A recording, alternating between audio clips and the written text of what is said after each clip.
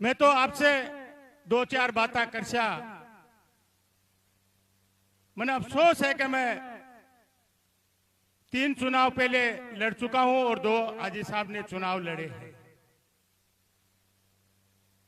2 लोकसभा का चुनाव लड़ा, 1 विधानसभा का लड़ा और 2 हाजी साहब ने चुनाव लड़े। मेरे आज तक समझ में नहीं आई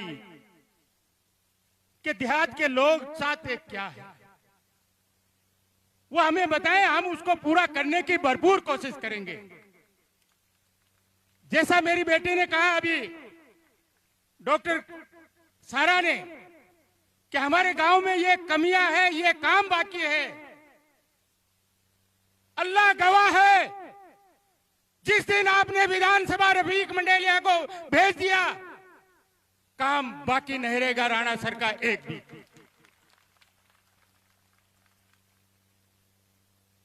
पिछला चुनाव था, आपकी नजदीक की पंचायत में मीटिंग हो रही थी, दूधवा खारा के अंदर उन्होंने एक मांग रखी थी कि हमारी दूधवा खारा से रोड चलकोई तक होनी चाहिए।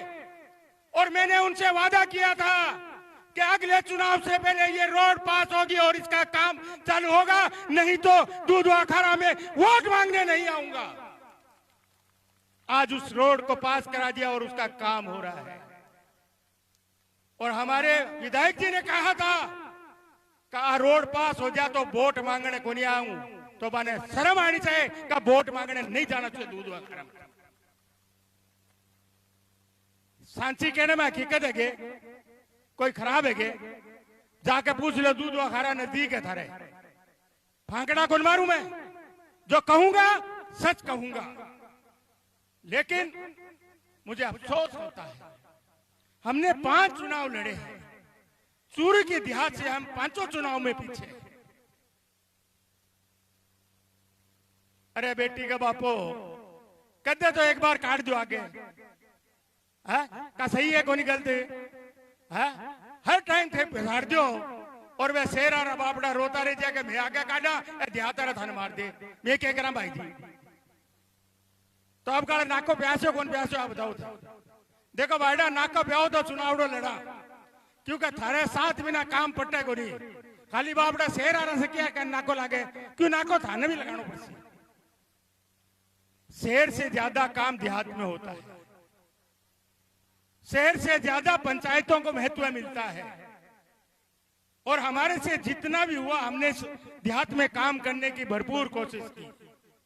फिर भी जज चुनाव आवे जांटा चित लिया जो देहात में, जज भी रिजल्ट आवे बोले देहात से साहब 9000 पीछे, कद आवे 2200 पीछे, कद आवे 20000 पीछे। तो बेटी को बाबू इतना तो बुरा कोनी रही काल तो नाको प्याद दो यार।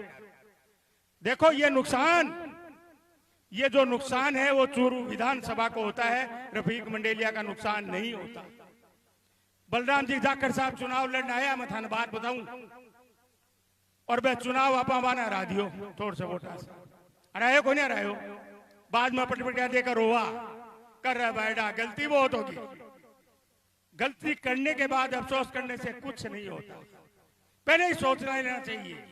तो जाकर साहब ने मैं कहा साहब 5 महीना बाद में हमारा एक प्रोग्राम हो रतनगढ़ में, मैं कहा साहब थाने रतनगढ़ प्रोग्राम में आना पड़ती। वो कहे यार मेरा मन कौन मांगे तेरी यार की, चूरू जिलो बहुत खराब है। मैं क्यों साहब?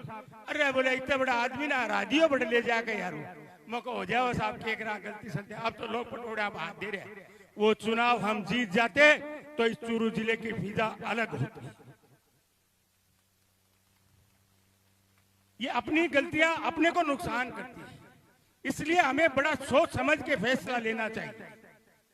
आज मैं आपको बताना चाहूंगा, फिर 2 महीने बाद चुनाव है। मुझे पता नहीं विधायक की टिकट किसको मिलेगी, मैं तो चाहता हूं मुझे मिले, हमारे भाई दूसरे को भी मिल सकती है।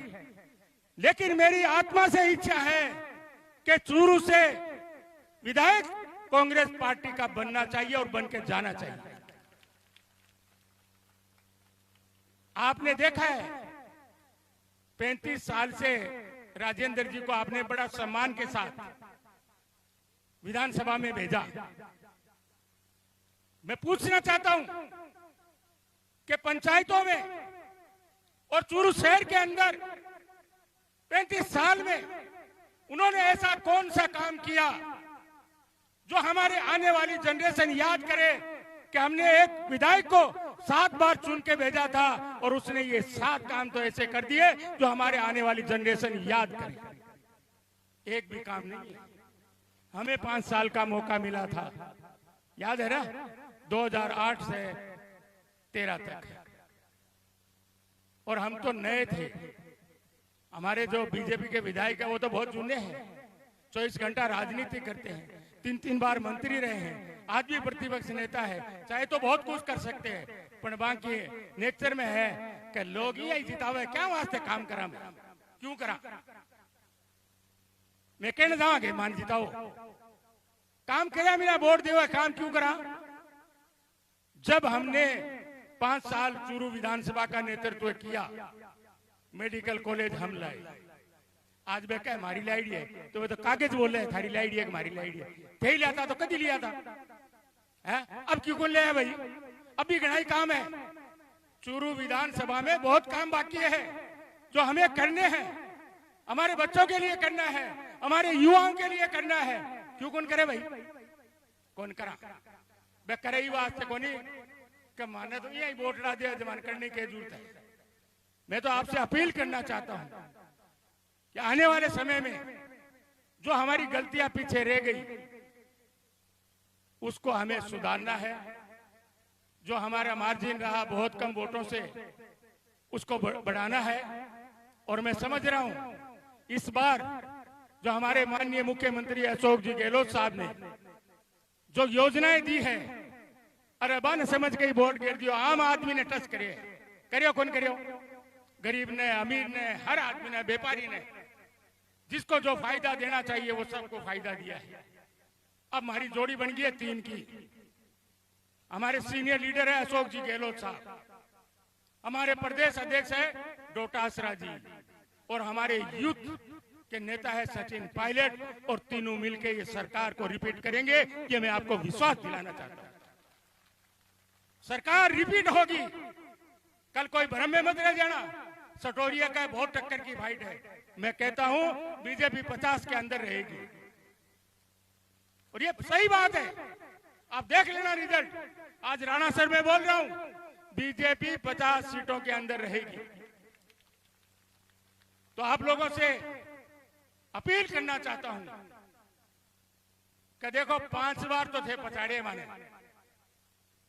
बायडा हो एक बार मानना को प्यादे थे, बीके बाद में थाने संभालनो मारो काम है, गारंटी दी मुझे कर सके गाड़े।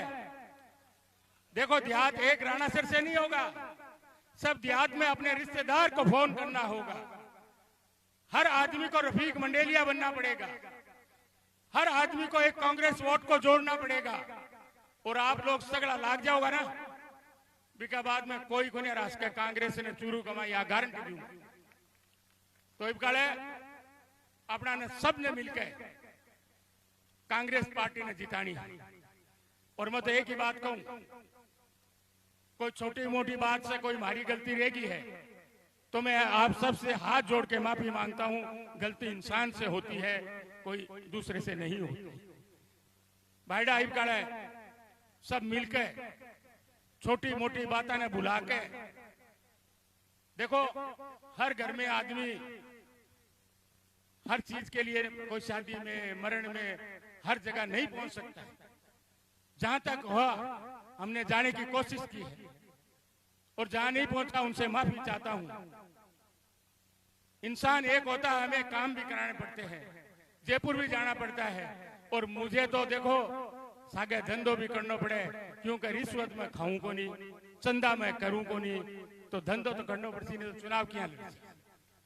बात साउल है को नहीं थे। एक आदमी सिंगल चूरू विधानसभा के अंदर एक आदमी ये कह देवे कि मंडेलिया परिवार ने किसी से 1 भी रुपया लिया है तो आप मुझे जूता मार देना, ये मेरा चैलेंज है। तो आज सोचने की जरूरत है। आज इस जमाने के अंदर आप रोज पेपर पढ़ते हो, मीडिया में देखते हो भ्रष्टाचार कितना होता है, लेकिन मंडेलिया पे कोई उंगली नहीं उठा सकता।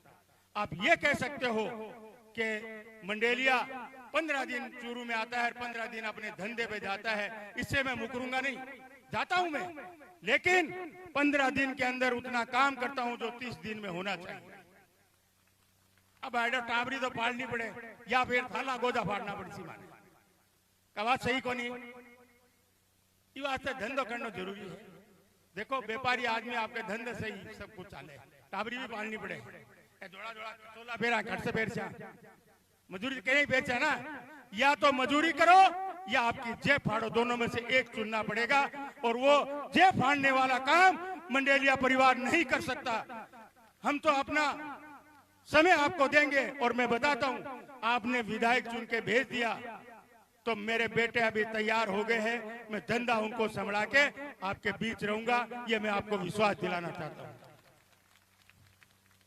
पण बाइडो क्यों जीते ही तो ना को भी है, अब यारो एकदम यही बिठा दी सो तो क्या हो, लोग पहली भी हारिया बाद में दिखाई को नहीं, अरे मैं थार सागे दिख रहा तो हाँ, थार सागे बैठा तो हाँ। कोविड काल के अंदर, कोविड जब आया था, कोविड के अंदर मुझे भी कोविड हुआ था और मैं जिंदगी और मौत से खेल रहा था, लेकिन चिंता मुझे चूरू विधानसभा की थी। जैसे ही मैं आया, हमारे कार्यकर्ताओं को बुलाया, चूरू विधानसभा में क्या कमी है, बोले अनाज की कमी है, अनाज बांट दो, गैस सिलेंडर की कमी है, गैस सिलेंडर मंगा दो, बोले कोविड सेंटर की जरूरत है, कोविड सेंटर खोल दो, बोले गांव में वो जो मशीन है बेजीरा चेक करना रही, बोले उनकी कमी है, मैंने हर पंचायत में भेज दो।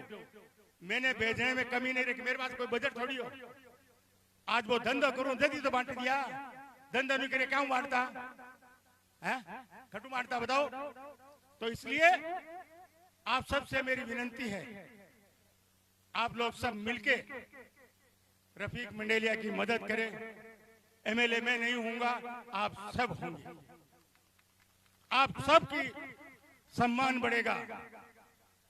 अब कल 3500 नाका पक्का है ना, चलो टिकट हम लाएंगे, वोट आप देंगे, विधायक आप बनाएंगे, ये आपका हमारा वादा है।